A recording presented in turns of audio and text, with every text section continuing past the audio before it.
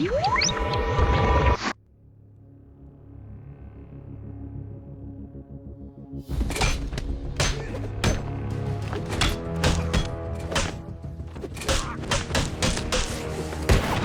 Harley Quinn's Revenge, the first story-based DLC for Batman Arkham City, the Caped Crusader is finally called to reckon with the game's shocking conclusion.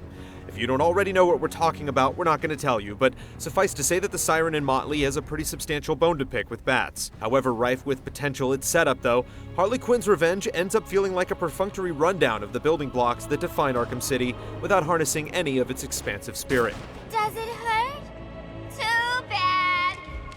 You alternate between playing as Batman or Robin throughout the course of the story, and if you haven't been putting time in the challenge rooms lately, you'll have a hard time of it. Harley Quinn's Revenge throws you into the deep end of the pool with a pronounced predilection for big mobs of goons, armed and armored with all the fixins. Robin mixes up the scraps with his own fighting style defined by his wicked baton, as well as a couple of unique gadgets that aren't especially well utilized by the level design outside of a couple of specific scenarios. More than anything else, you'll wish you could go out and play with them in the larger sandbox. Just keep the damn site covered. I don't want that madwoman getting out of there. Confined within the prison colony steel mill, where the entirety of the DLC is set, you'll find scenarios that do okay at providing a sampling of the broader Arkham City experience.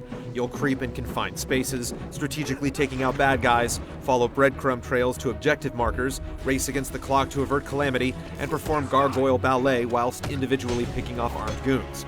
You'll even find a whole new set of balloons to compulsively pop. What you won't find, though, are any compelling reasons to stray outside the boundaries of your current objective. The main game goes out of its way to people its environment with all manner of interesting details that are eminently rewarding to dig up. Harley Quinn's Revenge leads you by the nose through a story that, frankly, isn't terribly interesting to begin with.